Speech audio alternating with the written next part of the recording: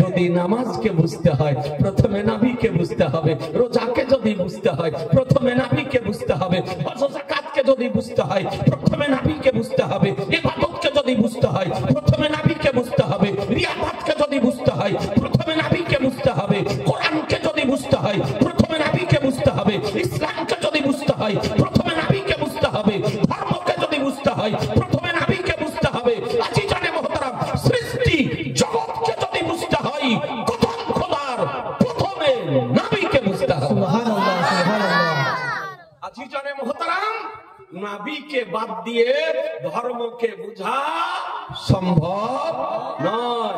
নবীর দরবারের আদব কেমন ছিল এ বেরাদার, আজকে আপনাদেরকে বলতে চাই, জিজ্ঞাসা যদি করতে হয় তা আমার আলিয়ে মুর্তজা, শেরে খোদা, মুশকিলে কুশা, হায়দারে কাররার, ফতিহে খাইবার, সাহেবে জুলফিকার, দামাদে মুস্তাফা আলিয়ে মুর্তজাকে জিজ্ঞাসা করুন। আলিয়ে মুর্তজাকে জিজ্ঞাসা করেন। আপনারা তো জীবনী শোনা মানুষ, জীবনীও শোনেন, জালসাও শোনেন, এ বেরাদার শুনুন। ও তার জ্ঞান দেখবেন না তার ঈমান দেখবেন? জি, কারো আলোচনা শোনার পূর্বে তার ভাষা দেখবেন না তার ঈমান দেখবেন? তার ঈমান দেখবেন যে তার মধ্যে ঈমান আছে কিনা। নিজের ঈমানকে জিজ্ঞাসা করুন। যে কোনো ব্যক্তি, সে ডাক্তার হোক, সে আজহারি হোক, সে শাইখ হোক, সে মাস্টার হোক, সে প্রফেসর হোক, যদি নবীকে কর্মচারী বলে আখ্যায়িত যদি করে, আমাদের নবীকে যদি আজকে রাখাল বলে আখ্যায়িত করে, তবে ওই ব্যক্তি বক্তব্য শোনা যাবে? একটু জোরে বলেন না জি, বক্তব্য শোনা যাবে না। আজিজানে মুহতারাম, নবীকে এই কর্মচারী বা রাখাল বলাতে নবীর সম্মান প্রদর্শন করা হবে না নবীর অসম্মান প্রদর্শন করা হবে? নবীর অসম্মান প্রদর্শন করা হবে। আর শরিয়াতের বিধান বলে, শরিয়াতের ল বলে, শরিয়াতের কানুন বলে যে আমার নবী সম্পর্কে সামান্যতম ন্যূনতম বেয়াদবি করা হলো কুফর। যদি কোন ব্যক্তি আমার নবীর জুতো মুবারককে, পবিত্র জুতো মুবারককে যদি বলে জুতিয়া, সঙ্গে সঙ্গে কাফির হয়ে যাবে।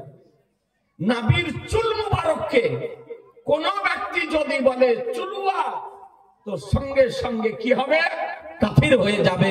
অর্থাৎ আমার নবীর কোন একটি কর্মকে বা নবীর কোন গুণাবলীকে বা নবীর কোন উপাধিকে বা নবীর কোন অঙ্গ প্রত্যঙ্গের বা নবীর কোন কর্মের আপনার অসম্মান করা শরিয়াতের বিধান মোতাবেক হলো কুফর। অর্থাৎ তার ঈমান নষ্ট হয়ে যাবে। আল্লাহ তাআলা কোরআন শরীফের মধ্যে বলেন, সূরা বাকারা প্রথম পারার মধ্যে, ইয়া আইয়ুহাল্লাযীনা আমানু লা তাকুলু রাআইনা ওয়া কুলু নজুরনা ওয়াসমাউ ওয়ালিল কাফিরিনা আযাবুন আলীম। মনোযোগ সহকারে একটু বোঝার জন্য অনুরোধ করব। আল্লাহ তাআলা কি বলেন? আল্লাহ তাআলা বলছেন নবী সম্পর্কে, হে ঈমানদারগণ, ইয়া আইয়ুহাল্লাযীনা আমানু, হে ঈমানদারগণ, তোমরা আমার নবীকে রাইনা শব্দ বলো না। রাইনা শব্দের মাধ্যমে নবীকে আহ্বান করো না, বরং তোমরা বলো উনজুরনা। এবং শোনো, কাফিরদের জন্য ভয়ানক শাস্তি রয়েছে। কি শাস্তি? ভয়ানক শাস্তি। কাদের জন্য? কাফিরদের জন্য। আজিজানে মুহতারাম, আমার দয়ার নবী সাহাবীদের উপস্থিতিতে, সাহাবীদের মধ্যে যখন আলোচনা করতেন, আর কোন একটি বিষয় যখন সাহাবায়ে কিরামগণ শুদ্ধভাবে, সঠিকভাবে, পূর্ণাঙ্গ বুঝতে না পারতেন, তখন নবীর দরবারে আবেদন করতেন, ইয়া রাসূলুল্লাহ রাআইনা, অর্থাৎ যে বিষয়টি আপনি বললেন এই বিষয়টি আবার দ্বিতীয়বার ঘুরিয়ে বলুন। তখন বলতেন রাইনা। কিন্তু রাইনা এমন একটি শব্দ যে শব্দটি ইহুদিদের ভাষায় গালি হিসাবে ব্যবহার করা হতো। ইহুদিদের ভাষায় গালি হিসাবে, ঘৃণিত হিসাবে ব্যবহার করা হতো, রাখালের অর্থে ব্যবহার করা হতো। এ বেরাদার, তো সাহাবাই কিরামগণ ভালো উদ্দেশ্যে, নেক নিয়তে রাইনা শব্দ ব্যবহার করতেন, আর সাহাবীদের সঙ্গে সঙ্গে ইহুদিরাও খারাপ নিয়তে ব্যবহার করত। কারণ এই শব্দটি একটি ভালো অর্থ আর একটি হলো খারাপ অর্থ। যারা বাংলা শিক্ষিত তারা জানেন যে সেটা বাংলা বলেন, হিন্দি বলেন, ইংরেজি বলেন, আরবি বলেন, ডিকশনারিতে যদি দেখেন, অভিধানে যদি দেখেন, একটি শব্দের একাধিক অর্থ হয়, একাধিক অর্থ হয়। তো রাইনা এমন একটি শব্দ যার ভালো অর্থ আছে আর খারাপ অর্থ আছে ইহুদিদের ভাষায়। তো আল্লাহ তাআলা সহ্য করলেন না, আল্লাহ তাআলা বরদাস্ত করলেন না। আল্লাহ তাআলা বলেন, এ ঈমানদারগণ, আমার নবীকে তোমরা রাইনা বলো না, তোমরা ভালো নিয়তে বলো, তোমরা নেক নিয়তে বলো, তোমরা ভালো উদ্দেশ্যে বলো। আর তোমাদের সাথে সাথে ইহুদিরা আমার নবীকে রাইনা বলে খারাপ উদ্দেশ্যে। সুতরাং তোমাদের জন্য রাইনা বলা হারাম করে দেওয়া হলো। আজ থেকে আমার নবীকে উনজুর না বলো। ইয়া রাসূলুল্লাহ, আমাদের দিকে কৃপা দৃষ্টি করুন। এবং যে বিষয়টি আপনি বলতেছিলেন ওই বিষয়টি আমাদের জন্য আবার দ্বিতীয়বার বলুন। রাইনা বলো না, উনজুর না বলো। রাইনা শব্দের অর্থ একই হলো, আমাদের দিকে কৃপা দৃষ্টি করুন। দ্বিতীয়বার বলুন। উনজুর না শব্দের অর্থ হলো, আমাদের দিকে কৃপা দৃষ্টি করুন, আমাদের মধ্যে আবার দ্বিতীয়বার বলুন। কিন্তু বেরাদারান ইসলাম, রাইনার শব্দের একটি খারাপ অর্থ থাকার জন্য মহান রব্বুল আলামিন আমার নবীর জন্য রাইনা শব্দ ব্যবহার করা শরীয়তে আপনার চিরদিনের তরে হারাম করে দিলেন। এ হচ্ছে নবীর দরবারের আদব। আপনাদেরকে বলি, নবীর আমার দুটি নাম, একটি নাম হলো মুহাম্মদ সাল্লাল্লাহু আলাইহি সাল্লাম, জমিনে নাম হলো মুহাম্মদ। মুহাম্মদ শব্দের অর্থ হলো চরম প্রশংসিত। বাংলা অর্থ চরম প্রশংসিত, অর্থাৎ সৃষ্টি জগতের মধ্যে সর্বশ্রেষ্ঠ চরম প্রশংসিত যদি হন, তবে আমাদের নবী, নবী মুহাম্মদুর রাসূলুল্লাহ সাল্লাল্লাহু তাআলা আলাইহি ওয়াসাল্লাম। আর নবীর আরেকটি নাম হলো আহমদ। নবীর দ্বিতীয় নাম কি? কথা বলেন না, এই যুবক সোনামানিকেরা, একটু কথা বলতে হবে। দ্বিতীয় নাম কি? আহমদ। এই আহমদ শব্দের বাংলা অর্থ হলো চরম প্রশংসাকারী। চরম প্রশংসাকারী। সৃষ্টি জগতের মধ্যে আল্লাহ তাআলার যদি শ্রেষ্ঠ প্রশংসাকারী হন, তিনি হলেন আমাদের নবী, তিনি হলেন আমাদের নবী। একদিক থেকে নবী হলেন আল্লাহর চরম প্রশংসাকারী, অপরদিকে সৃষ্টি জগতের মধ্যে আমাদের নবী হলেন চরম প্রশংসিত। এই জন্য নবীর জন্য অসম্মান সূচক শব্দ ব্যবহার করা, অবমাননামূলক শব্দ ব্যবহার করা শরীয়তের বিধানে হারাম। আল্লাহ তাআলা বলেন, আমার নবীকে তোমরা যদি ডাকো তো কেমন ভাবে ডাকো? কোরআন শরীফ বলে, উঠিয়ে দেখুন, সূরা হুজরাত 26 পারা। রব্বুল আলামিন বলেন, ইয়া আইয়ুহাল্লাযীনা আমানু লা তারফাউ আসওয়াতাকুম ফাওকা সাউতিন নবী। হে ঈমানদারগণ, তোমরা নিজেদের কণ্ঠস্বরকে নবীর কণ্ঠস্বরের উপরে উঁচু করিও না।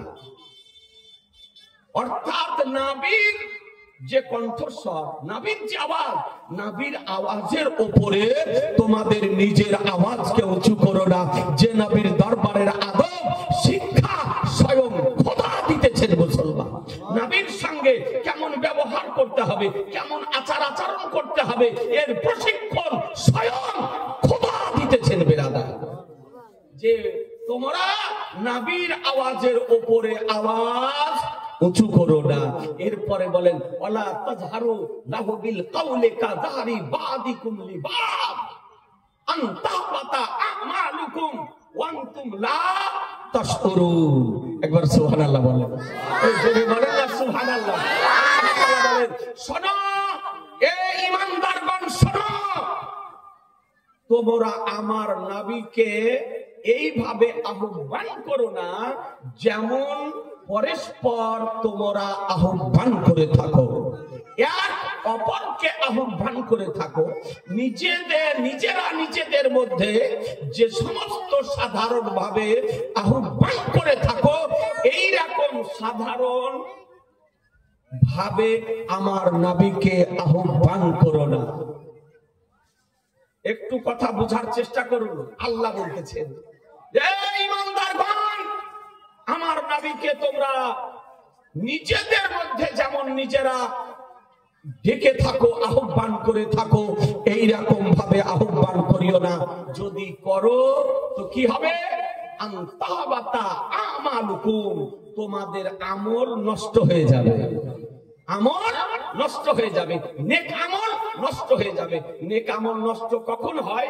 যখন মানুষ কুফর করে, যখন ঈমান নষ্ট হয়ে যায়, তখন তার কর্ম নষ্ট হয়ে যায়। তার মানে বোঝা গেল কোরআন শরীফ থেকে যে কোন মানুষ নবীকে যদি সাধারণ ভাবে আপনার আহ্বান যদি করে অবমাননার উদ্দেশ্যে, তবে তার নেক আমল নষ্ট হয়ে যাবে, মানে ঈমান নষ্ট হয়ে যাবে। ওয়ান্তুম লা তাশউরুন, তোমরা তা বুঝতেও পারবে না। তোমরা তা বুঝতেও পারবে না যে তোমাদের ঈমান নষ্ট হয়ে গিয়েছে, আমল নষ্ট হয়ে গিয়েছে।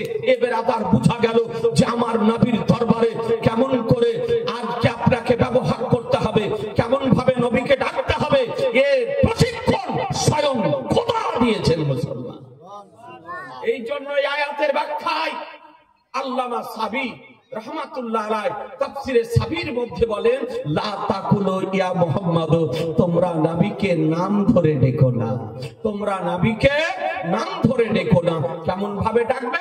বালকুলু ইয়া রাসূলুল্লাহ, ইয়া নবী আল্লাহ, ইয়া হাবিব আল্লাহ। এ জগতের মানুষ আমার নবীকে যদি ডাকো ইয়া নবী আল্লাহ বলে ডাকো, নবীকে যদি ডাকো আহ্বান যদি করো ইয়া রাসূলুল্লাহ বলে করো, নবীকে যদি আহ্বান করো ইয়া হাবিব আল্লাহ বলে করো, নবীকে যদি আহ্বান করো ইয়া মুরাদ আল মুস্তাকিম বলে করো, নবীকে যদি আহ্বান করো ইয়া শাফিয়াল মুজনাবিন বলে করো, নবীকে যদি আহ্বান করো ইয়া রাহমাতাল লিল আলামিন করো। এক কথায় নবীকে যদি আহ্বান করো সম্মান সূচক শব্দ দ্বারা, সুবহানাল্লাহ সুবহানাল্লাহ, সূচক শব্দ দ্বারা, আর অসম্মান সূচক শব্দ নবীর জন্য ব্যবহার করা হলো কুফর। তাহলে ইচ্ছাকৃতভাবে যদি কোন ব্যক্তি আমার দয়ার নবীকে কাউবয় যদি বলে, রাখাল যদি বলে, কর্মচারী যদি বলে, তাহলে তার ঈমান থাকবে? একটু জোরে বলেন না। তার ঈমান থাকবে না। আর ঈমান যদি চলে যায় তার জীবনের আমলও থাকবে না। আমি বলতেছিলাম এই নবীর সম্মান বেশি না নামাজের সম্মান বেশি? জোরে বলা যাবে না? নবীর সম্মান একটু জোরে বলেন। নবীর সম্মান বেশি। আর একটু উচ্চ আওয়াজে নবীর সম্মান বেশি। কেন?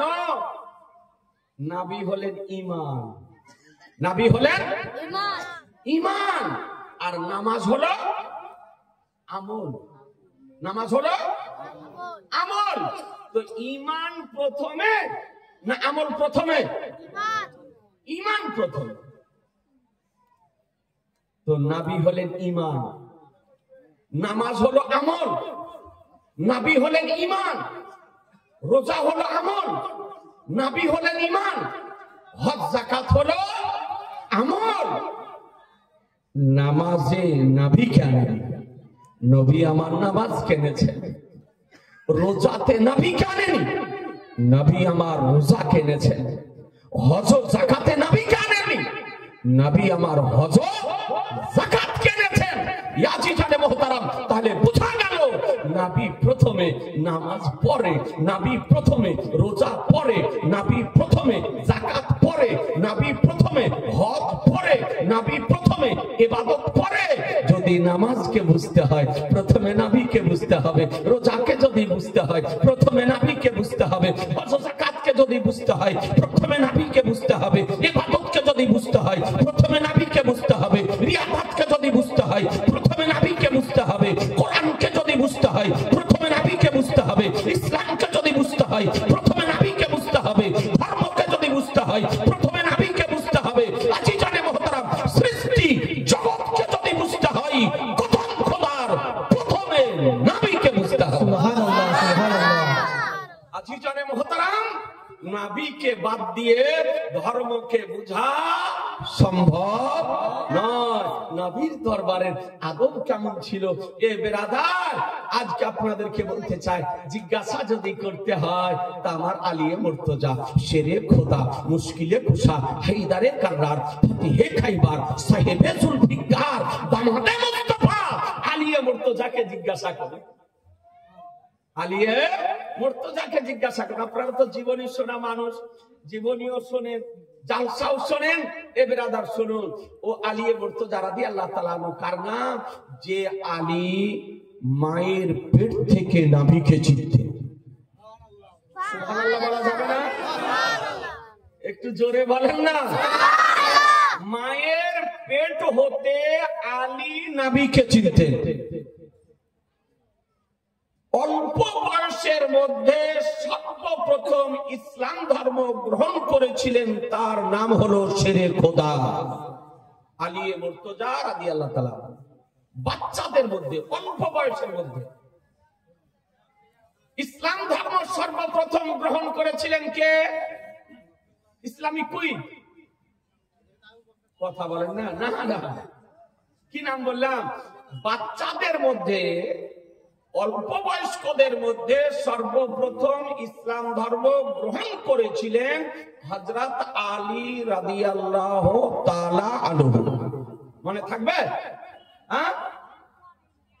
মহিলাদের মধ্যে সর্বপ্রথম ইসলাম ধর্ম গ্রহণ করেছিলেন হযরত মা খাদিজাতুল কুবরা রাদিয়াল্লাহু তাআলা আনহা। বয়স্কদের মধ্যে সর্বপ্রথম ইসলাম ধর্ম গ্রহণ করেছিলেন হযরত সাইয়্যিদুনা আবু বকর সিদ্দিক রাদিয়াল্লাহু তাআলা আনহু। মনে থাকবে না? থাকবে না? থাকবে? একবার বলেন দেখি, বয়স্কদের মধ্যে, পুরুষদের মধ্যে সর্বপ্রথম ইসলাম ধর্ম কে গ্রহণ করেছিলেন? সাইয়্যিদুনা আবু বকর সিদ্দিক রাদিয়াল্লাহু তাআলা। মহিলাদের মধ্যে সর্বপ্রথম ইসলাম ধর্ম গ্রহণ করেছিলেন, তার নাম কি? এই তো বলছেন না। ওরকম করে বললে হবে? আদব সহকারে বলতে হবে। আমরা সুন্নি মুসলমান। হযরত খাদিজাতুল কুবরা রাদিয়াল্লাহু তাআলা আনহা। অল্প বয়স্কদের মধ্যে, বাচ্চাদের মধ্যে ইসলাম ধর্ম সর্বপ্রথম গ্রহণ করেছিলেন, তার নাম কি? হযরত আলী রাদিয়াল্লাহু তাআলা আনহু। বলতেছিলাম কি, আলিয়ে মুর্তজা আমার নবীর সম্মান কেমন করতেন, নবীর সম্মান কেমন করতেন, নবীর আদব কেমন করতেন, তাদের কাছ থেকে আমাদের আদব শিক্ষা করা জরুরি। প্রয়োজন আছে না নাই? জি। ও আলী মায়ের পেট হতে আমার নবীকে চিনতেন, জীবনে কোনোদিন কুফর করেননি, জীবনে কোনোদিন শিরক করেননি, জীবনে কোনোদিন প্রতিমার সম্মুখে মস্তককে নিচু করেননি, কোনোদিন কোনো মূর্তির সম্মুখে মস্তক নিচু করেননি। ও আলিয়ে মুর্তজা শেরে খোদা মুশকিলে কুশা রাদিয়াল্লাহু তাআলা আনহুর মায়ের নাম হলো ফাতেমা বিনতে আসাদ। কি নাম বললাম? ফাতেমা বিনতে আসাদ, অর্থাৎ আসাদের কন্যা ফাতেমা। আসাদের কন্যা ফাতেমা।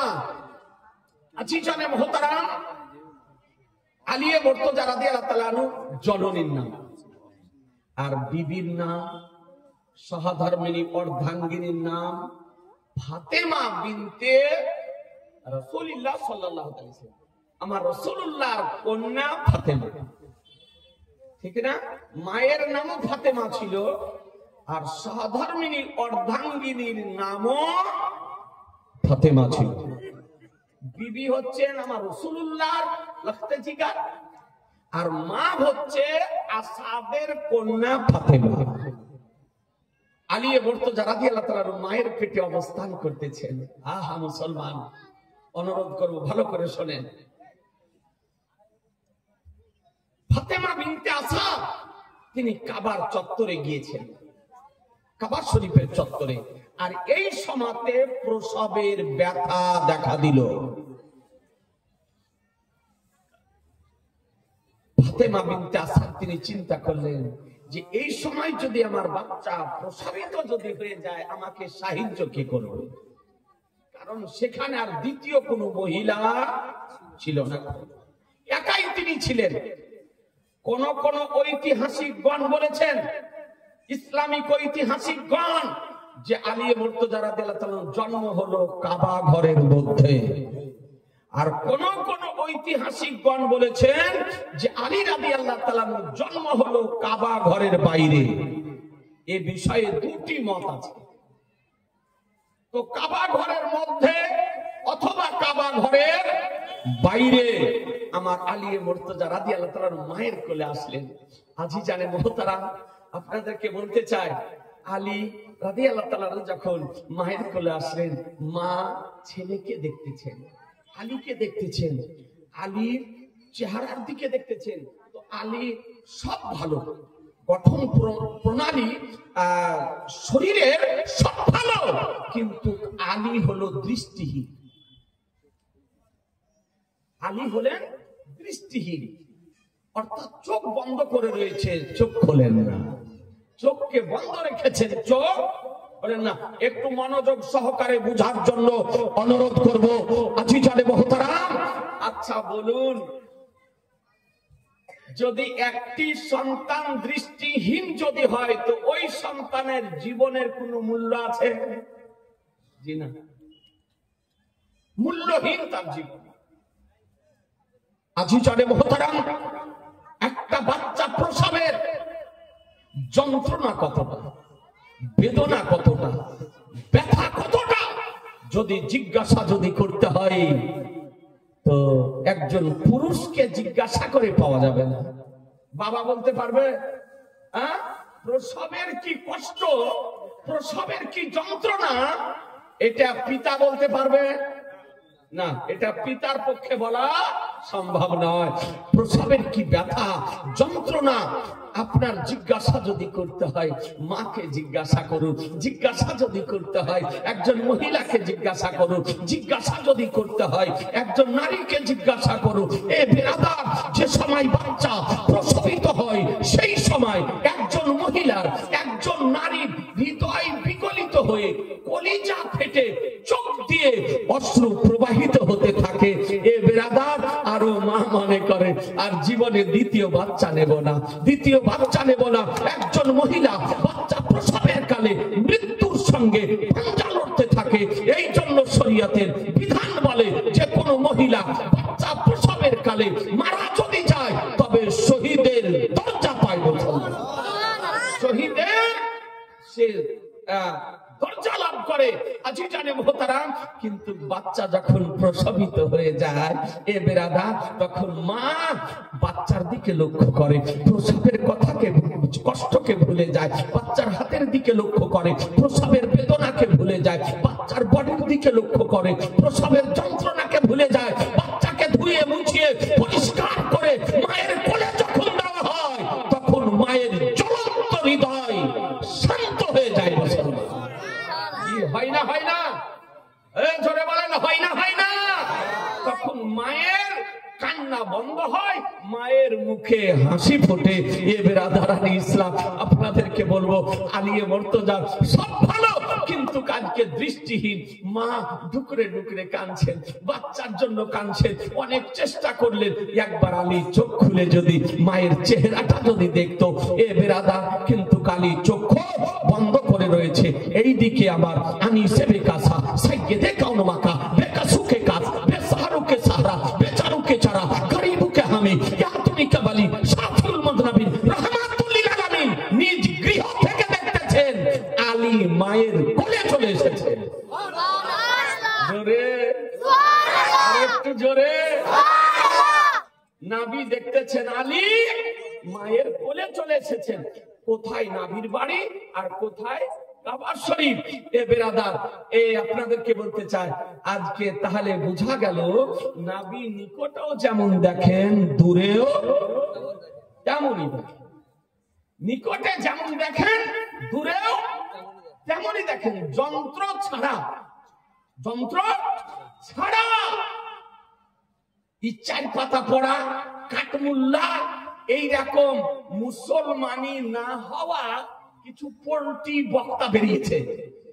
বলতেছেন আমি পিছের খবর জানেন না, পিছনে কি আছে তা জানেন না। আচ্ছা বলেন তো, ইমানের সঙ্গে যে নবী পিছনের সংবাদ রাখেন না, রাখেন না?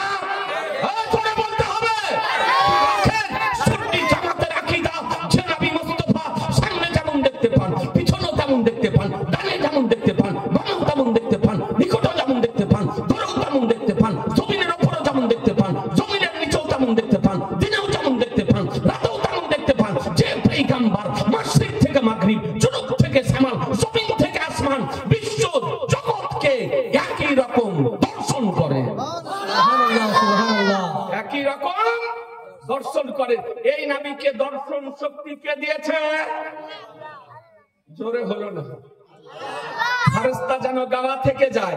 নবীকে এই দর্শন শক্তি কে দিয়েছে? আল্লাহ। এটা সুন্নি জামাতের আকীদা। আল্লাহ তো আল্লাহ দিয়েছেন নবীকে দর্শন শক্তি। তোমার পেটে ব্যথা হবে কেন? হ্যাঁ, তোমার শরীরে জ্বর আসবে কেন? নবীর প্রশংসা শুনে তো আবু জাহালের পেটে ব্যথা হতো, হ্যাঁ নাকি বলছেন? আবু লাহাবের হতো। তো তুমি কি আবু জাহালের কাঠ বেটা? তুমি কি আবু জাহালের দলে? এই জন্য নবীর প্রশংসা শুনে তোমার শরীরে জ্বর আসে, পেটে ব্যথা আরম্ভ হয়। আজিজানে মোহতারাম, এটা ভাবিয়েন না এখনো দুনিয়াতে আবু জাহালের কাঠ বেটা আছে। জি আছে। এই বাংলাদেশে খবিশ মারদুদ বেরিয়েছে, ও বলছে যে আবু জাহাল আমাদের মতোই মুসলমান ছিল। নাউজুবিল্লাহ বলবেন না? দাড়িও আছে, টুপিও পরে, কোরআন হাদিসও উচ্চারণ করে, অথচ আজ ১বিংশ শতাব্দীতে আবু জাহালের কাঠবেটা আবু জাহালকে মুসলমান প্রমাণ করার জন্য ময়দানে নেমেছে। বলছে আমাদের মতনই মুসলমান ছিল। ইউটিউবে ভাইরাল। তারপরে বলছে হাজি আবু জাহাল। নাউজুবিল্লাহ বলবেন না? বলছে হাজি আবু জাহাল। আমাদের বাচ্চা থেকে বড় পর্যন্ত, পুরুষ থেকে নারী পর্যন্ত আমার সবাই জানে যে আবু জাহাল কাফির। আবু জাহালকে কাফির। বদরের যুদ্ধে মারা গিয়েছিল। বদরের যুদ্ধে একটা গর্ত ছিল, ওই গর্তে টেনে আকে আপনার গর্তে নিক্ষেপ করা হয়েছিল। এখনো তার চিহ্ন আছে। উমরাতে গিয়ে, হজে গিয়ে অনেক হাজী সাহেব উমরাকারী রাগ বরদাস্ত করতে না পেরে আমার নবীর মহব্বতে না হলে একখানা পাথর তুলে গর্তটাতে ফেলে। জি, আর ওই আবু জাহালকে বলতেছে, আবু জাহাল বলে মুসলমান। তাহলে এই নবীর পক্ষের লোক না আবু জাহালের দলের লোক? জি, মনে হয় আবু জাহালের কোন কাঠ ব্যথা হবে। এই বাংলাদেশ থেকে আপনার বলছে হাজি আবু জাহাল, নাউজুবিল্লাহ। হাজি জানে মুহতারাম, আপনাদেরকে বলতে চাই আল্লাহ তাআলা এই নবীকে এই দর্শন শক্তি দিয়েছেন। এই জন্য হাদিস শরীফে এসেছে, মিশকাত শরীফের হাদিস শরীফ আমি যুবকদেরকে অনুরোধ করব, বিশুদ্ধ সনদ সহকারে বর্ণিত হয়েছে কিতাবুল ইলমের মধ্যে। আমার নবী বলেন, ইন্নী আরা মা লা তারাউন, আমি যা দর্শন করি পৃথিবীতে কেউ দর্শন করে না। আমি যা দর্শন করি পৃথিবীতে কেউ দর্শন করে না। আর আমি যা শ্রবণ করি পৃথিবীতে কেউ শ্রবণ করে না। তাহলে এই বিশেষ শ্রবণ শক্তি এবং দর্শন শক্তি আল্লাহ আমাদের নবীকে প্রদান করেছে। নবী আমার বলছেন, আমি যা দর্শন করি পৃথিবীতে কেউ দর্শন করে না। বোঝা গেল মুসলমান, পৃথিবীতে অনেকেই দেখতে পায়, পৃথিবীতে মানব দেখতে পায়, পৃথিবীতে দানব দেখতে পায়, পৃথিবীতে ফেরেশতা দেখতে পায়, পৃথিবীতে মালাইকা দেখতে পায়, পৃথিবীতে জিবরাইল মিকাইল আলাইহিমাস সালাম দেখতে পায়, পৃথিবীতে ইসরাইল ইসরাফিল আলাইহিমাস সালাম দেখতে পায়, মুনকার নাকির দেখতে পায়, কিরামান কাতিবিন দেখতে পায়। কিন্তু নবী বলতেছেন, ইন্নী আরা মা লা তারাউন, আমি যা দর্শন করি পৃথিবীতে কেউ দর্শন করে না। হাদিস থেকে সুস্পষ্টভাবে দিবালোকের ন্যায় প্রমাণিত হলো যে নবী যা দর্শন করে কোন মানব দর্শন করে না, নবী যা দর্শন করেন কোন দানব দর্শন করে না, নবী যা দর্শন করেন কোন মালাইকা দর্শন করেন না, নবী যা দর্শন করেন কোন ফেরেশতা দর্শন করেন না, নবী যা দর্শন করেন জিবরাইল দর্শন করেন না, নবী যা দর্শন করেন ইসরাইল দর্শন করেন না, নবী যা দর্শন করেন ইসরাফিল দর্শন করেন না, নবী যা দর্শন করেন মিকাইল দর্শন করেন না, নবী যা দর্শন করেন জি আপনার মুনকার নাকির দর্শন করেন না, নবী যা দর্শন করেন কিরামান কাতিবিন আলাইহিমুস সালাম দর্শন করে না। এক কথায় নবী যা দর্শন করেন সৃষ্টি জগৎটা দর্শন করেন। সুবহানাল্লাহ। এই বিশেষ বিশেষত্ব আল্লাহ আমাদের নবীকে দান করেছেন। এতে আপনারা খুশি না বেজার? জোরে বলেন না খুশি? এ ব্রাদার, আমরা খুশি। আর যারা আবু জাহালের দল লোক ওরা বেজার। ওরা কি বেজার, অসন্তুষ্ট, নারাজ, তারা সহ্য করতে পারে না। আমার আলী মুর্তজা রাদিয়াল্লাহু তাআলা আনহু মায়ের কোলে এসেছেন, তো আমার নবী বাড়ি থেকে বেরিয়েছেন আলীকে দেখার জন্য। কি করার জন্য? আলীকে দেখার জন্য। তো মা আলীকে কোলে নিয়ে ফাতেমা বিনতে আসাদ ডুকরে ডুকরে কাঁদছেন, ডুকরে ডুকরে কাঁদছেন, এত কান্না কেঁদেছেন চোখের জল শুকিয়ে গিয়েছে। তো আমার দয়ার নবী, মায়ার নবী, রহমতের নবী বলছেন, চাচি দাও তোমার কলেজার টুকরা সন্তানকে দাও, তোমার সন্তানকে দেখার জন্য আমি এসেছি। বেরাদার, মা আমার নবীর কোলে আলীকে তুলে দিলেন। মা নিজ সন্তানকে সন্তান আলীকে নবীর কোলে তুলে দিলেন। নবী আমার সবে মাত্র প্রসবিত হওয়া বাচ্চাকে কোলে নিয়ে দেখতেছেন, কোলে নিয়ে দেখতেছেন। তো নবী আলীকে দেখেন আর আলী নবীকে দেখেন, কথা বলা যাবে না? নবী আলীকে দেখেন আর আলী নবীকে দেখেন, নবী আলীকে দেখেন, আলী নবীকে দেখেন। আজি জানে মুহতারাম, আর মা দূরে ডুকরে ডুকরে কাঁদছে। তো আমার দয়ার নবী রহমাতুল লিল আলামিন নবী বলেন, এ ফাতেমা বিনতে আসাদ, এ চাচি যান, পুত্র সন্তান প্রসবিত হয়েছে, আপনার ঘরকে আলোকিত করতেছে, আপনার আনন্দিত হওয়া দরকার, না হয়ে আপনি কান্না কেন করছেন? দুঃখিত কেন? তো ফাতেমা বিনতে আসাদ বলতেছে, বলে দেখুন আমার বাচ্চার সব ভালো, বাচ্চার পা ভালো, বাচ্চার হাত ভালো, বাচ্চার নাক ভালো, বাচ্চার কান ভালো, বাচ্চার মুখ ভালো, বাচ্চার চেহারা ভালো, বাচ্চার মস্তক ভালো, সব ভালো, কিন্তু বাচ্চা হলো জন্ম অন্ধ, দৃষ্টিহীন। আমার দয়ার নবী বলেন, চাচি তোমার সন্তান, তোমার লাগতে জিগার, তোমার নূরে নজর, তোমার কলেজার টুকরা অন্ধকে বলবে, দৃষ্টিহীনকে বলবে। হ্যাঁ, আলী তো এমন চোখ খুলেছে যে চোখে আর পাতা বন্ধ করে না। বলে এমন চোখ খুলেছে যে আর চোখের পাতা বন্ধ করে না। এই আছি জানে মহতারা, দ্রুত গতিতে এসে দেখতেছে না যে আলীর চোখের পাতা খোলানো সম্ভব হয়নি, সে আলী এমন ভাবে নবীকে দেখতেছেন যে আলী চোখের পাতা বন্ধ করেন না। নবী আলীকে দেখতেছেন, আলী নবীকে দেখতেছেন। সেই আলী মুর্তজা, শেরে খোদা, মুশকিলে কুশা, হায়দারে কাররার, ফাতেহে খাইবার, সাহেবে জুলফিকার, দামাতে মুস্তাফা 8 বছর বয়সে ইসলাম ধর্ম গ্রহণ করেছিলেন। সুবহানাল্লাহ। কয় বছরে? 8 বছর বয়সে ইসলাম ধর্ম গ্রহণ করেছিলেন। এ বেরাদারান ইসলাম, এই আলী মুর্তজা রাদিয়াল্লাহু তাআলা আনহুর আদব, এ বেরাদার আদব কি একটু আপনাদেরকে বলি। হ্যাঁ, এ বেরাদার, এ আলী মুর্তজা রাদিয়াল্লাহু তাআলা আনহু বড় হয়েছেন, ইসলাম ধর্ম গ্রহণ করেছেন নির্জন জায়গাতে। নবী আমার বলছেন, আলী তোমাকে একটা কথা জিজ্ঞাসা করি। বলে কি ইয়া রাসূলুল্লাহ? বলে তুমি বাল্য অবস্থায় ইসলাম ধর্ম গ্রহণ করেছো, অল্প বয়সে ইসলাম ধর্ম গ্রহণ করেছো, বাচ্চাদের মধ্যে সর্বপ্রথম ইসলাম ধর্ম গ্রহণ করেছো। তবে শোনো, তোমার জন্মের পর চোখ বন্ধ করেছিলে, আর আমি যাওয়ার পর চোখ খুলেছিলে, তার কারণ কি? জোরে বলা যাবে না? জোরে কারণ কি?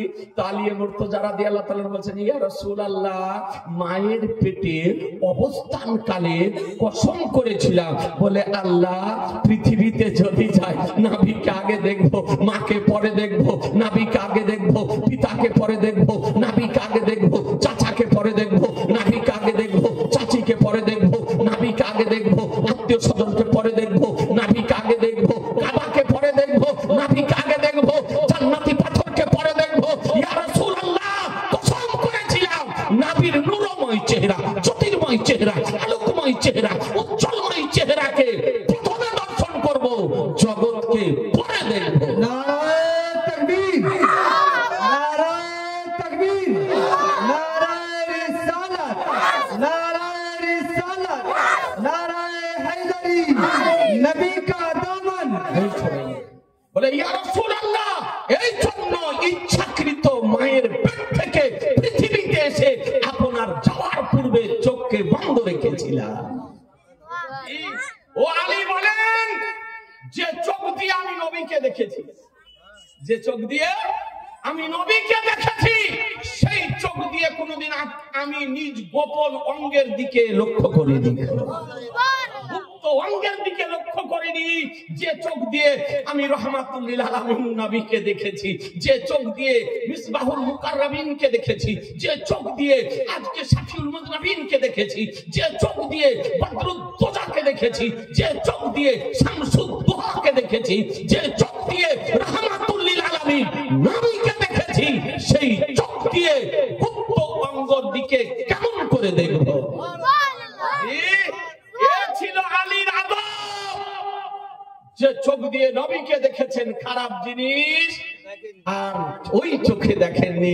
আজি জানে মহতারাম, আপনাদেরকে বলতে চাই, উসমানে গানি রাদিয়াল্লাহু তাআলা আনহু ইসলাম জগতের তৃতীয় খলিফা। তিনি বলেন, আমার রাসূলুল্লাহ আমার যে হাতকে নিজের হাত বলে আখ্যায়িত করে বায়াত গ্রহণ করিয়েছিলেন, সেই হাত দিয়ে আমি কোনোদিন গোপন অঙ্গ স্পর্শ করিনি, গোপন অঙ্গ স্পর্শ করিনি। এ ছিল তাদের আদব। এবেরাদারান ইসলাম, এই জন্য আল্লাহ রাব্বুল আলামিন কোরআন শরীফের মধ্যে পরিষ্কার ভাবে বলে দিয়েছেন, ওয়ালে তুমিনু বিল্লাহি ওয়া রাসূলিহি ওয়া তুআযিরুহু ওয়া তুআক্কিরুহু ওয়া তুসাব্বিহুহু বুকরাতান ওয়া আসীলা। তোমরা আল্লাহর উপরে ও তার রাসূলের উপরে ঈমান আনয়ন করো এবং নবীর মহত্ব বর্ণনা করো এবং তার প্রতি সম্মান প্রদর্শন করো, আর সন্ধ্যা সকাল তাসবিহ পাঠ করো। এ বেরাদার, ওই নবীর সম্মান করতে খোদা বলেছেন। কে বলেছেন? কে বলেছেন? যে নবীর সম্মান প্রদর্শন করতে খোদা বলেছেন, তাজিম করতে খোদা বলেছেন।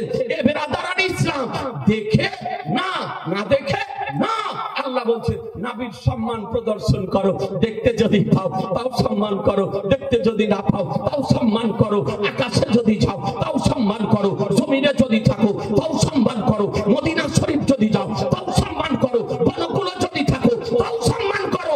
এক কথায় তুমি যেখানে বসবাস করো না কেন আমার নবীর সম্মান প্রদর্শন করো। সুবহানাল্লাহ, সুবহানাল্লাহ। আর গ্রামার আবু জাহালের কাক বেটা আমার নবীর সম্মান করার আয়াত খুঁজে পাই না, আয়াত খুঁজে পাই না, হাদিস খুঁজে পাই না। আজি চলে মুহতারাম আপনাদেরকে বলতে চাই, হ্যাঁ হ্যাঁ আমারও নবী পাক সাহেবে লাউলা সাল্লাল্লাহু তাআলা আলাইহি সাল্লামের শানে আমরা দাঁড়িয়ে একটু সালাম পড়ব, পড়েন না? কথা বলেন না? এই মা বোনেরা একটু এগিয়ে আসুন না গো, ওই পিছনে মা বোনেরা বসে রাস্তাটাকে জাম্প না করে একটু এগিয়ে আসুন মা। সুবহানাল্লাহ, একটু একটু করে আগান। আলহামদুলিল্লাহ, সুবহানাল্লাহ। জি, একবারে জাকজমক সহকারে বসুন। আমার পরে আলো বলে আপনার বক্তা গজালের টান যদি মারে তো যে বাহির আছে ভিতরে চলে আসুন। জি শুনেন, গজাল মা বোনেরা, মা বোনদের ওটা খোরাক, গজালটা হলো মা বোনদের কি, এটা খাবার, এটা খোরাক। কারণ মা বোনেরা অপেক্ষা গজালটা বেশি বুঝে। জি, আর গজাল বুঝুক আর না বুঝুক সুরটা ভালো বুঝে না, কি বলছেন? বুঝতেও যদি পাঞ্জাবিতে যদি বলে, ইংরেজিতে যদি বলে, বুঝতেও তো পারলো না, তা বলে যে সুর কত ভালো রে। হ্যাঁ, তো মা বোনদেরকে বল, মা বোন আপনার রাগ করিয়েন না, আপনাদের দু চারটা মশলা শোনো। মা বোনেরা সব চলে আসেন, এইদিকে চলে আসেন। আর যা টাকা নিয়ে এসেছেন একবারে বাইর করে আপনি হাতে রাখেন। কবরস্থানের জালসা, কবরস্থানের একটা হাদিস শোনাবো, একটা হাদিস শোনাবো কবরস্থানের জালসা। এ বেরাদারান ইসলাম, তো আমার আলিয়ে মুর্তজার আদব কতটা ছিল একটা আপনাকে হাদিস শরীফ শুনিয়ে দিই। আর একটা খুব গুরুত্বপূর্ণ হাদিস, যে আলিয়ে মুর্তজা আমার নবীর সম্মান কেমন করতেন বলবো। ও সবাই বলছেন না, শোনাবো? আচ্ছা ব্রাদারান ইসলাম, একবার দরুদ শরীফ পড়েন তো। আল্লাহুম্মা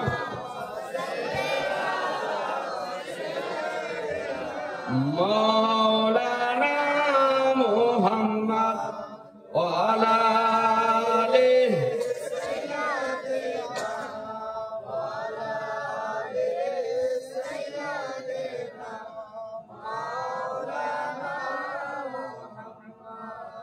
আল্লাহুম্মা সাল্লি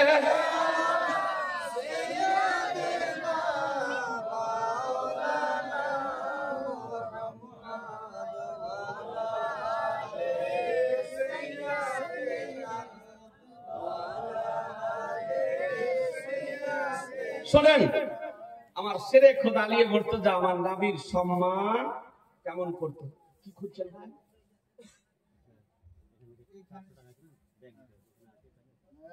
আচ্ছা কিছু টাকা হোক দিয়ে ব্যাগ দিন, এখন তো টাকা তো চাওয়াই হয়নি, তাহলে কি করে ব্যাগ দিবেন? ব্রাদারান ইসলাম, হাদিসটি শোনেন, মনোযোগ সহকারে শোনেন হাদিসটি। عن أبي سحك قال سمعت البراء ابن عازب يقول كتب علي بن أبي طالب صلح بين النبي صلى الله عليه وسلم بين المشركين يوم الحديبية فكتب هذا ما كتب عليه محمد رسول الله فقالوا لا تكتب رسول الله فلو نعلم أنك رسول الله لم نقاتلك فقال النبي صلى الله عليه وسلم لعلي امحوه فقال ما أنا بالذي أمحاه فمحاه النبي صلى الله عليه وسلم بيده সুবহানাল্লাহ, সুবহানাল্লাহ। হাদিসটি কোথায় আছে? মুসলিম শরীফ আরবি কিতাবুল জিহাদ, হাদিস number 4629, page number 790, print Darus Salam Riyad, Saudi আরব। হাদিসের বাংলা অনুবাদ শুনেন। আজি জানে মোহতারাম, হযরত বারা ইবনে আযিব রাদিয়াল্লাহু তাআলা আনহু বর্ণনা করেন যে হুদাইবিয়ার দিন হযরত আলী ইবনে আবি তালিব রাদিয়াল্লাহু তাআলা আনহু যে রাসূলুল্লাহ সাল্লাল্লাহু আলাইহি সাল্লাম এবং মুশরিকদের মধ্যে সন্ধি পত্র লিখিত করা হয়েছিল, সেটা তিনি লিখেছিলেন। হুদাইবিয়ার যে সন্ধির চুক্তিপত্র লিখা হয়েছিল, আমার নবী এবং মুশরিকদের মধ্যে এই চুক্তিপত্র লিখতেছিলেন আলী মুর্তজা রাদিয়াল্লাহু তাআলা আনহু। তো তিনি লিখলেন এই চুক্তিপত্রে যে আমার রাসূলুল্লাহ সাল্লাল্লাহু তাআলা আলাইহি ওয়াসাল্লাম এই অঙ্গীকার করতেছেন যিনি আল্লাহর রাসূল, মুহাম্মাদুর রাসূলুল্লাহ, আল্লাহর রাসূল। আমি আয়াত পড়েছি, মুহাম্মাদুর রাসূলুল্লাহ, মুহাম্মদ সাল্লাল্লাহু আলাইহি সাল্লাম আল্লাহর রাসূল। তো তিনি চুক্তিপত্রে লিখছেন যে মুহাম্মাদুর রাসূলুল্লাহর পক্ষ হতে। কাফেরেরা কি বলল শুনুন। তো কুরাইশ এর কাফির যারা, তারা প্রশ্ন উত্থাপন করলো যে না, রাসূলুল্লাহ অর্থাৎ নবী মুহাম্মদ সাল্লাল্লাহু আলাইহি সাল্লাম আল্লাহর রাসূল, এটা লেখা যাবে না। মুহাম্মাদুর রাসূলুল্লাহ এটা লেখা যাবে না। কেন লেখা যাবে না? আমরা যদি এটা বিশ্বাস করে নিতাম যে তিনি আল্লাহর রাসূল, তাহলে তো আমরা আপনাদের সঙ্গে যুদ্ধ করতাম না। যদি মেনে নিতাম যে মুহাম্মদ সাল্লাল্লাহু আলাইহি সাল্লাম আল্লাহর রাসূল, তবে তো আমরা আপনাদের সঙ্গে যুদ্ধ করতাম না।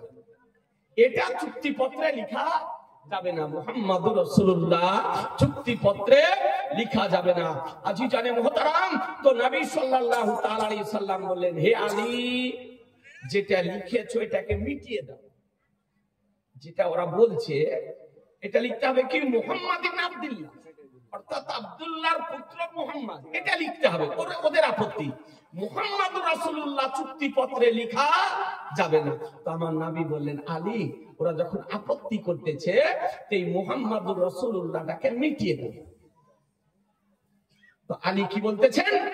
তো আলী রাদিয়াল্লাহু তাআলা আবেদন করলেন, ইয়া রাসূলুল্লাহ, আমি নিজ হাতে এটা মিটাতে পারবো না। আমি এটা মিটাতে পারবো না। মুহাম্মাদুর রাসূলুল্লাহ যেটা আমি লিখেছি, এটা আমি মিটাতে পারবো না, মুছে দিতে পারবো না। এটা আমার পক্ষে সম্ভব নয়। একটু দেখুন আদব কার নাম, এ বেরাদার নবীর সম্মান কেমন, নবীর মহব্বত কেমন। আলিয়ে মুর্তজা শেরে খোদা বলেন যে হাত দিয়ে আমি মুহাম্মাদুর রাসূলুল্লাহ লিখেছি, এই লেখাকে আমার পক্ষে মিটানো সম্ভব নয়। এ ছিল আলীর আদব। আর এই যে 4 পাতা পড়া, 5 পাতা পড়া, মসজিদের গেটে লা ইলাহা ইল্লাল্লাহ মুহাম্মাদুর রাসূলুল্লাহ লেখা থাকলে সেটাকে মিটিয়ে দিতেছে, বলছে এটা দরজাতে লেখা যাবে না। এ ব্রাদার, আমার নবী কি করলেন? শেষ পর্যন্ত নিজেই কলম নিয়ে নিজের নামটাকে মুছে দিলেন, কেটে দিলেন। আলহামদুলিল্লাহ, ভাইজানের মা দিয়েছেন 1100 টাকা। আল্লাহ তাআলা যেন ভাইজানের মায়ের দানকে যেন কবুল করে নেন। হাদিস থেকে বুঝা গেল একটি বিষয় যে আলী মুর্তজা আমার নবীর সম্মান কেমন করতেন, যে মুহাম্মাদুর রাসূলুল্লাহ লেখার পর নবীর নামটা কাটালেন না। তো তারপরে কি করলেন? নবী আমার নিজে কলম নিয়ে নিজের নামটাকে কাটিয়ে দিলেন। তাহলে বুঝা গেল নবী আমার লিখতে জানতেন না? জানতেন না? জোরে বলেন না? জানতেন। নবী অক্ষর চিনতেন না? চিনতেন না? চিনতেন। যদি অক্ষর না চিনতেন, লিখতে যদি না জানতেন, তাহলে কলম নিয়ে নিজের নামটা উপরে কলম চালাতে পারতেন? পারতেন না। এরকম কিছু ভুঁইফড় আগাছা বক্তা বেরিয়েছে, তারা বলছেন নবী ছিলেন নিরক্ষর, অর্থাৎ লেখাপড়া জানতেন না, নবীর আক্ষরিক জ্ঞান ছিল না। আ বা তা সা কোনটা কোন অক্ষর, এটা নবী জানতেন না। বলুন মুসলমান, যদি কোন ব্যক্তি, কোন শাইখ, কোন মুফতি, কোন বক্তা, কোন আজহারি, কোন ডাক্তার, কোন নায়ক যদি বলে যে নবী আমার নিরক্ষর ছিলেন, লেখাপড়া জানতেন না, তার আক্ষরিক জ্ঞান ছিল না, এর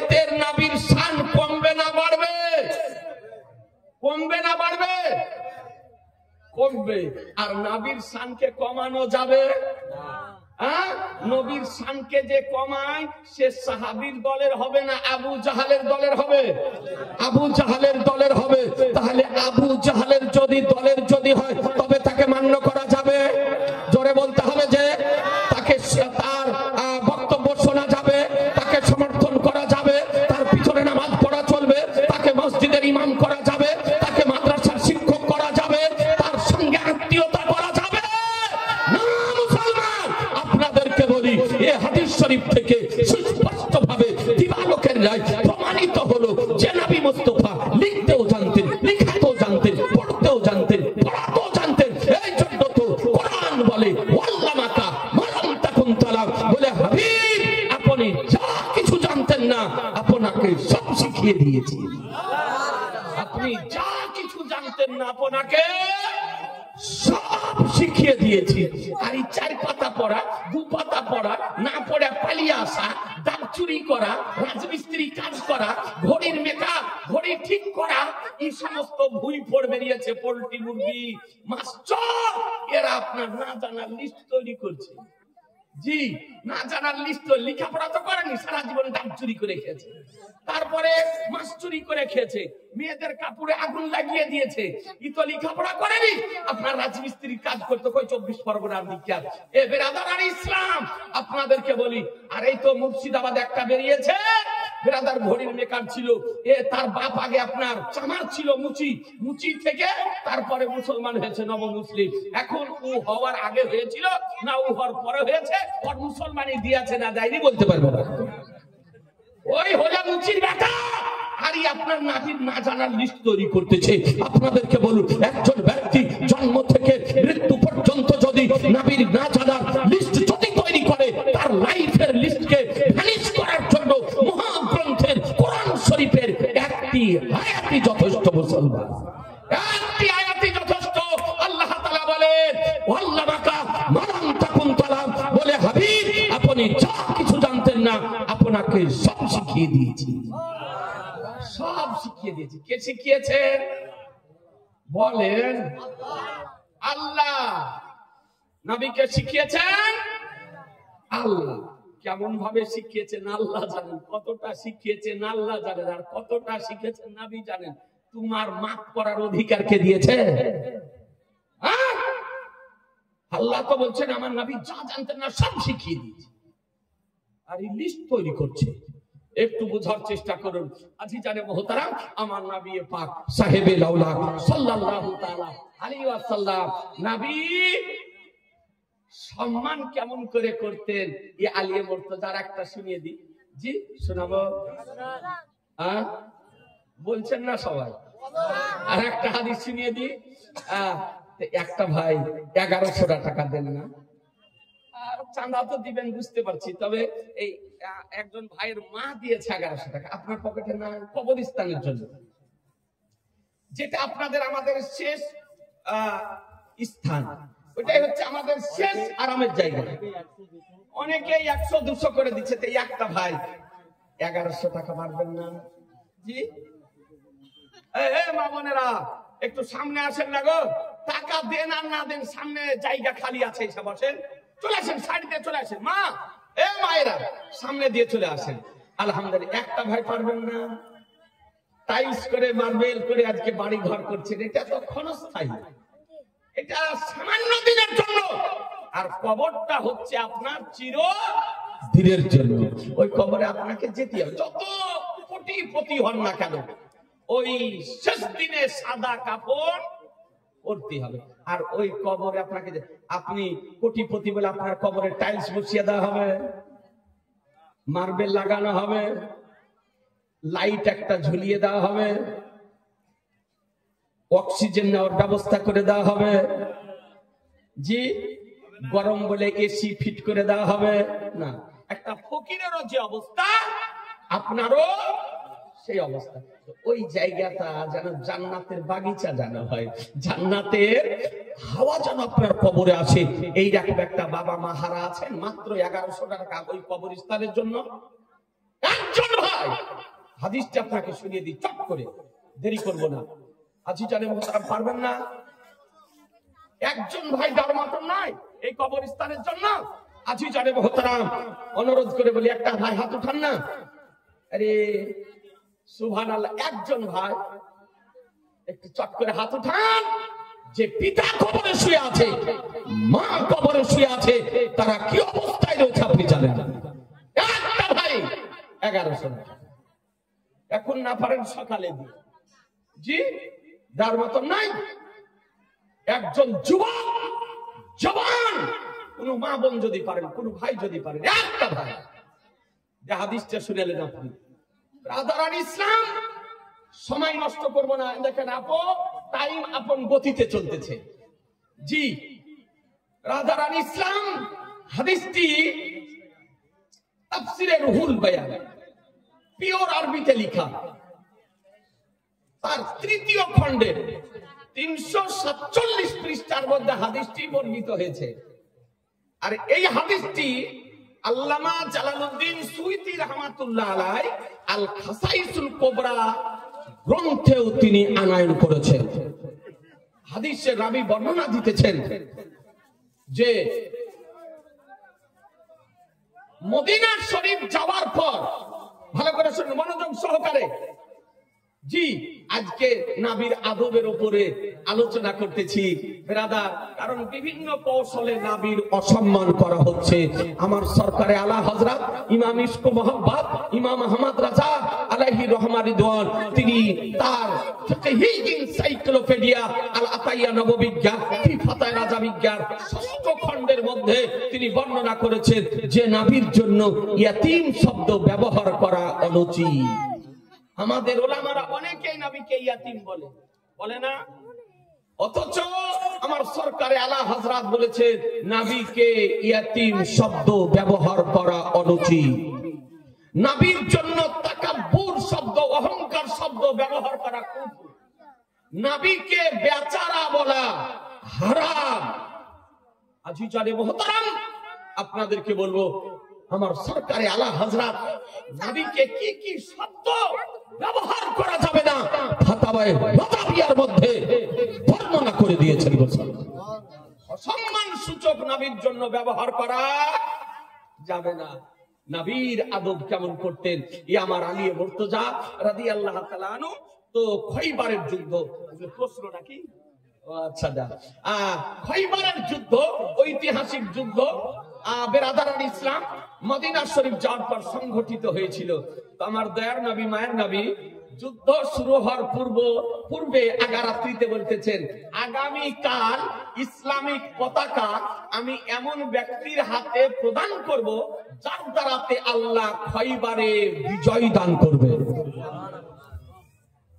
আগামী কাল, তাহলে বোঝা গেল যে নবী আগামী কালকের খবর দিতে পারেন না? পারেন না? জোরে বলেন পারেন। এ বেরাদারি আনাড়ি বলতেছে মায়ের পেটে কি আছে আল্লাহ ছাড়া কেউ জানে না, আল্লাহ ছাড়া কেউ জানে না। এই পাগল এক রাঁচি পাঠান, এর ব্রেনটাল হয়েছে। নাহলে বলে আজকে বিজ্ঞানের অগ্রগতি হয়েছে, আজকে এই সোশ্যাল মিডিয়ার যুগে এ বেরাদার একটা দাঁড়িয়ে পেশাব করা ডাক্তার যন্ত্রের সাহায্যে বলে দিতেছে মায়ের পেটে পুত্র সন্তান আছে না কন্যা সন্তান আছে। এমনকি ভ্রূণ পরীক্ষা করে বলে দিতেছে যে এটা কন্যা সন্তানের ভ্রূণ না এটা পুত্র সন্তানের ভ্রূণ। বলুন মুসলমান, যদি একজন ডাক্তার যন্ত্রের সাহায্যে মায়ের পেটের সংবাদ যদি দিতে পারে, তো যে রাসূলুল্লাহকে খোদা শিখিয়েছেন সেই নবী মায়ের পেটের সংবাদ দিতে পারেন না? পারেন না? পারেন। কোন মুল্লা যদি বলে পারেন না, তোর কথা মান্য করা যাবে? জি যাবে না। আজি জানে মুহতারাম, হ্যাঁ, যে নবী মায়ের পেটের সংবাদ দিতে পারেন, পুত্র সন্তান আছে না কন্যা সন্তান আছে তার সংবাদ দিতে পারেন, যে পয়গম্বর আগামী কালকে কি করবে তার সংবাদ দিতে পারেন, যে পয়গম্বর বৃষ্টি কবে হবে তার সংবাদ দিতে পারেন, যে পয়গম্বর কে কোথায় মারা যাবে তার সংবাদ দিতে পারেন, যে পয়গম্বর কিয়ামত কবে হবে তারও সংবাদ খোদার কসম নবী দিতে পারেন। নবী দিতে দিতে পারেন। তো নবী আমার বললেন, আগামীকাল এই ইসলামিক পতাকা এমন ব্যক্তির হাতে আমি প্রদান করব যার দ্বারাতে আল্লাহ খাইবারের প্রান্তরে বিজয় দান করবেন। জি, সকাল হলো, নবী আমার ডাকতেছেন, আইনা আলী ইবনে আবি তালিব। আলী ইবনে আবি তালিব কোথায়? তো সাহাবায়ে কেরামগণ বলছেন, ইয়া রাসূলুল্লাহ, আলীর চোখ উঠেছে। চোখ উঠা বুঝেন? হ্যাঁ, বুঝেন? আপনাদের দেশে কি বলে? চোখ উঠা বলে না কি বলে? কোন কোন দেশে আবার জয় বাংলা বলে। জি, এই চোখ উঠে না, জয় বাংলা বলে। তো আপনারা তো চোখ উঠা বোঝেন, চোখ দিয়ে পানি ঝরে, চোখটা লাল হয়ে যায়, একটু ফুলে যায়, ব্যথা করে। তো সাহাবী বলছেন, ইয়া রাসূলুল্লাহ, আলীর চোখ উঠেছে। তো বলে, আলীকে ডাকো। আলীকে ডাকা হলো। বলে, আলী কি হয়েছে? বলে, ইয়া রাসূলুল্লাহ, চোখ উঠেছে। বলে, চোখ উঠেছে? তো নবী আমার মুখের লালা মোবারক নিয়ে আলীর চোখে সুরমা করে লাগিয়ে দিলেন। আর যেমন সুরমা করে লাগিয়ে দেওয়া, আলী মুর্তজা রাদিয়াল্লাহু তাআলা আনহু বলেন, বলে, কসম খোদার, সঙ্গে সঙ্গে আমার চোখ ভালো হয়ে গিয়েছে, সঙ্গে সঙ্গে ভালো হয়ে গেল। জি, আমার নবী ইসলামিক পতাকা প্রদান করলেন। খাইবারের যুদ্ধ আরম্ভ হলো। আলী মুর্তজা রাদিয়াল্লাহু তাআলা হাত থেকে কয়েকখানা ঢাল কেটে গিয়েছিল। জি, শেরে খোদা বলা, আল্লাহর বাণ। জি, যার নাম শুনলে বিধর্মীদের কলিজা পর্যন্ত আপনার কেঁপে যেত। ওয়ালি মুর্তজা রাদিয়াল্লাহু তাআলা যুদ্ধ করতেছেন, তুমুল যুদ্ধ করতেছেন, তুখার যুদ্ধ করতেছেন, জঞ্জু যুদ্ধ চলতেছে। এই বেরাদার, এই অবস্থায় হাতের আপনার যে ঢাল ছিল, ঢাল কেটে গেল। তো ঢাল করে কি করে ব্যবহার করবেন? সেই সময়তে কেউ ঢাল দেওয়ারও আপনার ছিল না। আলী মুর্তজা রাদিয়াল্লাহু তাআলা তিনি খাইবারের ওই দুর্গের ফাটকের নিকটে পৌঁছে গেলেন, দরজার নিকটে পৌঁছে গেলেন। আর পৌঁছে যাওয়ার পর ফাটকে একই লাথি, আর যেমন লাথি মারলেন ফাটক ঘুরে গেল। ওই দুর্গের যে ফাটক ছিল, ফাটকটা উখড়ে গেল। আর যেমনই উখড়ে যাওয়া, আলী রাদিয়াল্লাহু তাআলা উঠিয়ে বাঁ হাতে ঢাল করে ব্যবহার করলেন। একবারে উঠিয়ে নিয়েছেন হাতে। ওজন কত ছিল? ইতিহাস উঠিয়ে দেখুন, কিতাব উঠিয়ে দেখুন, যে খাইবারের দুর্গের ফাটক এত ওজন ছিল যে 40 জন শক্তিশালী মানুষ নড়াতে পারত না। 40 জন শক্তিশালী মানুষ নড়াতে পারত না। সেই ফাটককে, দরজাকে আলী উঠিয়ে বাম হাতে উঠিয়ে ঢাল করে ব্যবহার করেছেন। এ বেরাদার, যুদ্ধ সমাপ্ত হলো, মুসলমানের জয় হলো। সেই দিন খাইবারের সৈনিকগণ আপনার এক বাক্যে বলেছিলেন, বলে, লা ফাতা ইল্লা আলী, লা সাইফা ইল্লা জুলফিকার। পৃথিবীর বুকে যুবক যদি থাকে, আলী আছে। আর পৃথিবীর বুকে তরবারি যদি থাকে, তো জুলফিকার আছে। ও জুলফিকার তরবারি, যার আগেও ধার ছিল, যার পিছনেও ধার ছিল। খাইবারের যুদ্ধে নবী আমার আলীর হাতে উঠিয়ে দিয়েছিলেন। এইরকম যুবক আর দ্বিতীয় ছিল না। এ বেরাদার, এই যুদ্ধের সমাপ্তির পর হাদিসটি শুনলেন, খুব শর্টকাটে বলে দিই। এই যুদ্ধ থেকে ফিরার পর পথে আমার নবীর সঙ্গে আলী মুর্তজা রাদিয়াল্লাহু তাআলা আনহু ছিলেন। তো পাথর বিস্তৃত জমিন, কেমন পাথর, হজ উমরাতে না গেলে বুঝতে পারবেন না। পাথরই পাথর, পাহাড়ই পাহাড়। জি, মাটি চোখেই দেখতে পাওয়া যায় না। মক্কা শরীফ থেকে মদিনা শরীফ পর্যন্ত যারা পিছনে দাঁড়িয়ে আছেন, চলে আসেন। জালসা তো কেবল শুরু হলো, এখন আর সব বাকি, কেবল বহনি চলছে, আরম্ভ হয়েছে। এ তো জালসা হবে। আর সুতরাং মা বোনদেরকে বলি, সামনে জায়গা আছে, চলে আসেন। আপনারাও পিছনে চলে আসেন, পিছন থেকে সামনে চলে আসেন। হাদিসটি বলে দিই, শুনেলেন? তো আমার দয়ার নবী, মায়ের নবী, মনোযোগ সহকারে শোনেন। আমরা কেচ্ছা কাহিনী বলার লোক নয় ভাই। যেটুকু আলোচনা করেন, ঈমান ও আকীদার আলোচনা করি, যদি 100টার মধ্যে 10টারও যদি উপকার হয়, এটাই নিজকে সার্থক মনে করব, এটাই সবকে জারিয়া হয়ে যাবে। আরে এমন আলোচনা করি না যেন আগামীতে আবার যেন দ্বিতীয়বার ডাকে। যদি দরকার হয় ডাকবে, দরকার না হয় না ডাকবে। কিন্তু যেটা হক কথা সেটা বলবো। আর হক কথা বলার জন্য এসেছি। নাকি বলছে? হ্যাঁ বেরাদার, তো আমার নবী বললেন আলী এখানে একটু দাঁড়িয়ে যাও, অনেকটা সময় হলো পাথর বিস্তৃত জমিনের উপরে চলেছি, ক্লান্ত হয়ে গেছে, একটু বিশ্রাম করে নি, একটু আরাম করে নি। আজিজারে মুহতারাম, তো সময়টা ছিল আসরের সময়। সময়টা কি ছিল? একটু কথা বলেন না। সময়টা ছিল আসরের সময়। তো আমার নবী আসরের নামাজ পড়ে নিয়েছিলেন, আর আলী মুর্তজা রাদিয়াল্লাহু তাআলা আসরের নামাজ পড়া হয়নি। তো বলে আলী আরাম করে নি। তো আরাম কেমন করে করবেন? সেখানে বালিশ ছিল না, তাকিয়া ছিল না, বিছানা ছিল না, কেমন করে আলী নবী আমার আরাম করবেন? তো ওই সোফা নামক জায়গাতে নবী আমার আরাম করতেছেন, আর আলী মুর্তজার কোল মুবারকের উপরে আমার নবীর পবিত্র মস্তক, নবীর পবিত্র মস্তক আলী মুর্তজা রাদিয়াল্লাহু তাআলা কোল মুবারকে নিয়ে নবীকে আরাম করাচ্ছেন। জি, আর সূর্য আপন গতিতে চলতেছে। সূর্যের গতি কেউ বন্ধ করতে পারবে? চন্দ্রের গতি কেউ বন্ধ করতে পারবে না। কিন্তু নবী যে ইশারা যদি করেন বন্ধ হবে না? হবে না? হবে। যে নবীর ইশারাতে সূর্যের গতি বন্ধ হয়ে যায়, চন্দ্রের গতি বন্ধ হয়ে যায়। আছি জানে মুহতারাম, আপনাদেরকে বলি আলী এই চলন্ত সূর্যের দিকে দেখতেছে, আর একবার নবীর নূরময় চেহারা, জ্যোতির্ময় চেহারা, আলোকময় চেহারা, উজ্জ্বলময় চেহারার দিকে দেখতেছে। জি, আজকাল কার হাঁড়ি বহন করা এই জামাত যদি হতো, তো বলতে ইয়া রাসূলুল্লাহ উঠেন আসরের নামাজ পড়বো, নাকি বলছে? এই নামাজ বুঝে, নবীর মূল্য বুঝে না।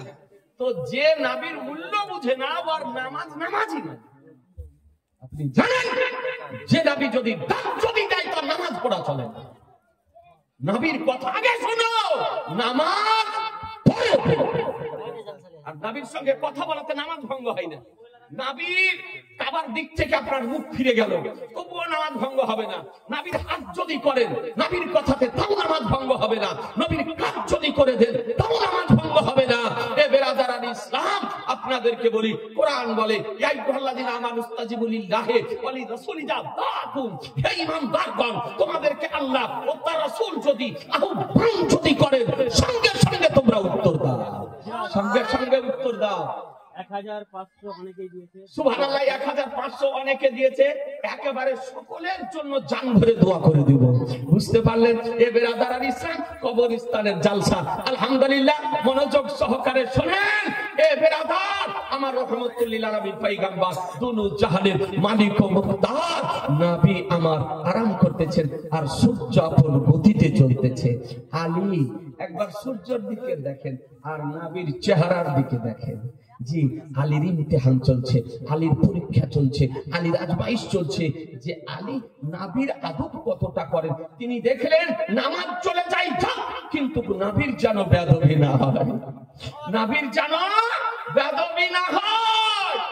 নামাজ যা চলে যায় যাক, নামাজ চলে গেলে নামাজের কাজা আদায় করতে পারবো, কিন্তু নবীর বেয়াদবি করা যাবে না। আর আপনার মেশর থেকে পড়ে এসে নামের শেষে আজহারি লিখে কখনো বলছে নবীকে সিক্স প্যাক, অর্থাৎ সিক্স প্যাক বুঝেন? এই শরীরটা উঁচু নিচু উঁচু নিচু, এই যারা খেলাধুলা করে ওদের শরীরটা উঁচু নিচু উঁচু। আচ্ছা, কারোর শরীর যদি উঁচু নিচু হয়, দেখতে ভালো লাগবে না খারাপ? খারাপ লাগবে। আল্লাহ তাআলা সৃষ্টি জগতে আমাদের নবীর চেয়ে ভালো সুন্দর করে কাউকে তৈরি করেছেন? সব থেকে সুন্দর করে কাকে তৈরি করেছেন? আমাদের নবীকে। সেই নবীর খুদ বের করছে মিশর থেকে পড়ে এসে নামধারী শাইখ, নামধারী আজহারি, বলছে সিক্স প্যাক ছিল। এই ব্যক্তি বলতেছে কখনো বলে নবী ছিলেন নিরক্ষর, নবীর আক্ষরিক জ্ঞান ছিল না। এই ব্যক্তি আবার কখনো বলতেছে যে নবী এক সময় আত্মহত্যা করার চেষ্টা করেছিলেন, নাউজুবিল্লাহ। এই আজহারি আবার কোন সময় বলতেছে যে আলী রাদিয়াল্লাহু তাআলা মাতাল ছিলেন, মদখোর ছিলেন, মদ পান করে মাগরিবের নামাজে দাঁড়িয়ে সূরা কাফিরুন পড়তে গিয়ে লা ছেড়ে দিয়েছিলেন। এই আজহারি বলতেছে মা খাদিজাতুল কুবরা রাদিয়াল্লাহু তাআলা আনহাকে যে ইনট্যাক্ট ছিলেন না, অর্থাৎ দুবারের তালাক খাওয়া ছিলেন। এই আজহারি কোন সময় বলতেছে যে উমারে ফারুক রাদিয়াল্লাহু তাআলা মদখোর ছিলেন। আবার এই আজহারি আজ কয়েকদিন হলো বলেছে যে নবী কর্মচারী ছিলেন আর রাখাল ছিলেন। নাউজুবিল্লাহি মিন যালিক। মুসলমান, এই সমস্ত শব্দ নবীর সম্পর্কে, আজওয়াজ মুতাহহারাত সম্পর্কে, সাহাবী সম্পর্কে যদি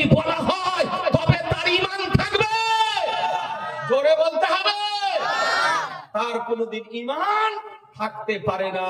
আমি তাদেরকে মেসেজ দেব সোশ্যাল মিডিয়ার মাধ্যমে, এখনো তোমার দরজা খোলা আছে, তওবা ইস্তিগফার করে কালেমা পড়ে নতুন ভাবে মুসলমান হয়ে নবীর আদব করা শিখো। নবীর কি করা? জোরে বলেন কি করা? আদব করা শিখো। এ বেরাদার ইসলাম। তো আলী মুর্তজা রাদিয়াল্লাহু তাআলা আনহু আহা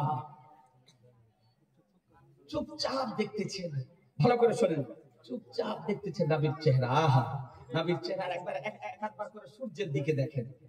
যখন সূর্য অস্তমিত হয়ে গেল, চোখের আড়াল হয়ে গেল, দৃষ্টির আড়াল হয়ে গেল, তখন নবী আমার চোখ খুললেন। সুবহানাল্লাহ বলবেন না? জোরে বলেন না? তখন চোখ খুললেন।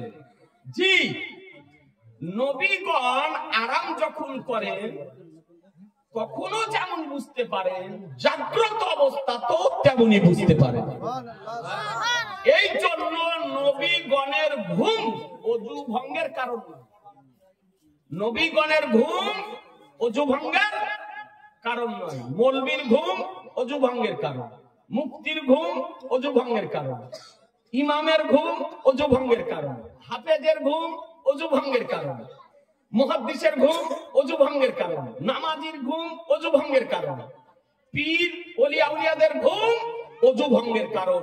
এটা ফিকহি মসলা যে কোনো মানুষ অজু করার পর ঘুমিয়ে যদি যায় তবে তার অজু নষ্ট হয়ে যাবে, পুনরায় তাকে অজু করতে হবে। কেন? যখন আমরা ঘুমাই তো আমাদের দিলও ঘুমায়, আমাদের চোখও ঘুমাই না? চোখও ঘুমায়, দিলও ঘুমায়। ঘুমন্ত অবস্থার কথা আমাদের মনে থাকে না। আর নবীগণ যখন আরাম করেন চোখ বন্ধ থাকে, দিল জেগে থাকে। চোখ বন্ধ থাকে, দিল জাগ্রত অবস্থা থাকে। এই জন্য ঘুমন্ত অবস্থা তো যেমন বুঝতে পারেন, জাগ্রত অবস্থা তো তেমনই বুঝতে পারেন। কথা বুঝতে পারেন? বুখারী শরীফ উঠিয়ে দেখুন। জি, নবীর শান মান কিছু জানে না, কি শুধু ইংরেজি শিখেছে। ইংরেজি তো আমেরিকার কুকুরও ইংরেজি বলে। ইংরেজি বলার নাম ইমানদার না নবীকে মান্য করার নাম ইমানদার? বলে নবীকে মান্য করার নাম হলো ইমানদার। জি, তো নবী আমার চোখ খুলে দিয়ে বলছেন, আলী কি হলো, কি হয়েছে? তো বলছে, ইয়া রাসূলুল্লাহ, আসরের নামাজটা পড়া হয়নি। কি হয়নি? আসরের নামাজ। নবীর আদব রক্ষা করতে গিয়ে আসরের নামাজকে উৎসর্গ করে দিয়েছেন। এই পাগলের দল তবুও নবীর সম্মান বুঝে না। তখন নবী বলছেন, আলী নামাজ পড়ো। বলছে, ইয়া রাসূলুল্লাহ, সূর্য যে আড়াল হয়ে গেছে, সূর্য হারিয়ে যায়। আপনারা অনেক তো সায়েন্স পড়েন, অনেকে শিক্ষিত যুবক ছেলে আছেন, সূর্য কি হারিয়ে যায়? না, আমাদের দৃষ্টির আড়াল হয়ে যায়। আবার কোন দেশে তুলু হয়, আমাদের দেশে রাত হলো তো অন্য কোন দেশে সকাল হলো। কোন দেশে দুপুর, কোন দেশে রাত, কোন দেশে সকাল, কোন দেশে সন্ধ্যা। আমাদের জন্য যখন আপনার দৃষ্টির আড়াল হয়ে গেল, আমাদের সন্ধ্যা হয়ে গেল, কিন্তু কোন দেশে সূর্য উদিত হচ্ছে। তো আমার নবীকে বলছেন, ইয়া রাসূলুল্লাহ, সূর্য যে অস্তমিত হয়ে গেছে, আমাদের দৃষ্টির আড়াল হয়ে গেছে। নামাজ তুমি পড়ো, কাজা পড়বে না আদায় পড়বে? সুবহানাল্লাহ, জোরে সুবহানাল্লাহ। নামাজ কাজা পড়বে না আদায় পড়বে? তো বলছে, ইয়া রাসূলুল্লাহ, আপনি থাকতে কাজা পড়বো, আপনি থাকতে কাজা পড়বো। তাহলে পড়ো, নিয়াত করো, নিয়াত করো, আসরের নিয়াত করো। জি, তো আমার আলী মুর্তজা রাদিয়াল্লাহু তাআলা নবী আমার বলছেন আসরের নিয়াত করো। তো আলী নিয়াত করে তাকবীর বলতেছে, আল্লাহু আকবার, আল্লাহু আকবার। আর নবী কি করছেন? আপনি সঙ্গে সঙ্গে দোয়া করতেছেন। আপনি উঠে দেখুন 347 পৃষ্ঠা আপনার তাফসীরের রুহুল বায়ান, পিওর আরবি, সব আরবি চোখে দেখে লিখো।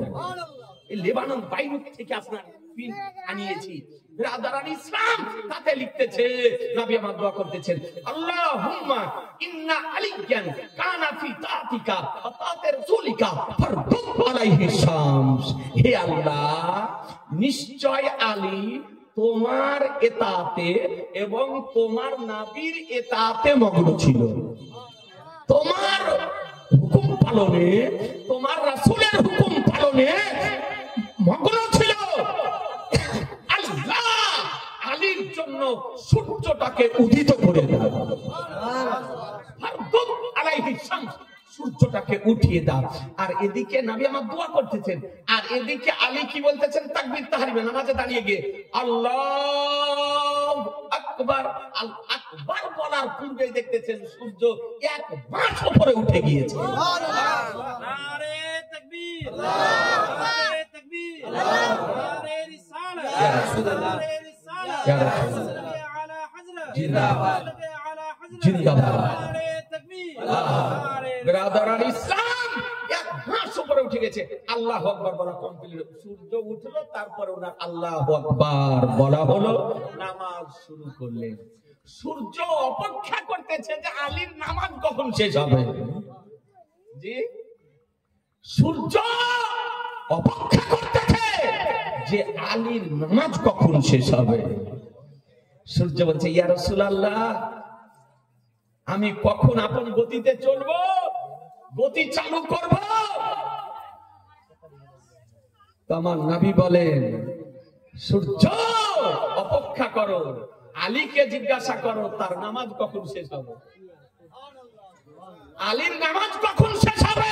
আছি জানে মোহতারাম, আমার শেরে খোদা, মুশকিলে কুশা, এই ধারে কারবার, ফাতেহে খাইবার, সাহেবে জুলফিকার আজকে একাগ্র চিত্তে নিষ্ঠার সঙ্গে 4 রাকাত ওই যে আসরের নামাজ তিনি নামাজ আদায় করলেন, নামাজ সমাপ্ত করলেন।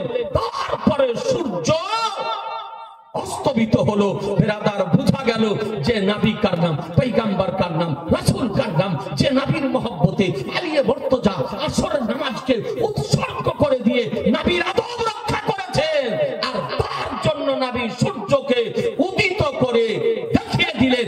এই জন্য তো নবী সম্পর্কে কোরআন বলে, ইয়া আইয়ুহান্নাসু কাদ জাআকুম বুরহানুম মির রাব্বিকুম, হে মানব সম্প্রদায়, নিশ্চয়ই তোমাদের নিকটে আল্লাহর পক্ষ থেকে একটি বুরহান এসেছে, দলিল এসেছে, মুজিজা এসেছে। সেই নবীর সম্মান করতে খোদা বলেছেন মুসলমান। ওই নবীর সম্মান করতে কে বলেছেন? খোদা বলেছেন। এ ব্রাদারান ইসলাম, পরবর্তী বক্তা আসার সময় হতে চলেছে। কয়েকটা কাগজ আছে,